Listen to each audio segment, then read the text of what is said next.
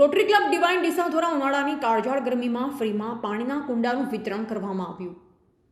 ઉનાળાની ઋતુમાં તાપમાન વધતા ગરમી 41 ડિગ્રી ઉપર થઈ જાય છે, ત્યારે માનવ સહિત પશુ પક્ષીઓ માટે પાણી ખૂબ જ જરૂરી છે, કારણ કે જળ છે તો જીવન છે। આવી જ રીતે પણ પક્ષીઓને પાણી ખૂબ જરૂરી છે અને પાણીના માટે કુંડાની જરૂર પડે છે।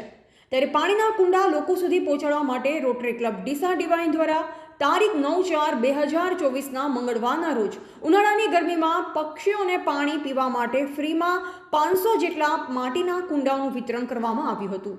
ડીસા રોટરી ડિવાઇનના પ્રોજેક્ટ મેનેજર વીણા પંચાલ અને અભિલાષા રાજપુરોહિત દ્વારા તેમનો આ પ્રોજેક્ટમાં ખૂબ જ સારો સાથ સહકારથી ડીસાના સાંઈબાબા મંદિર આગળ કેમ્પ કરવામાં આવ્યો હતો, જેમાં ડીસાના નગરજનો બહોળી સંખ્યામાં પક્ષીઓને પાણી પીવડાવવા માટે માટીના કુંડાઓનો ફ્રીમાં લાભ લીધો હતો।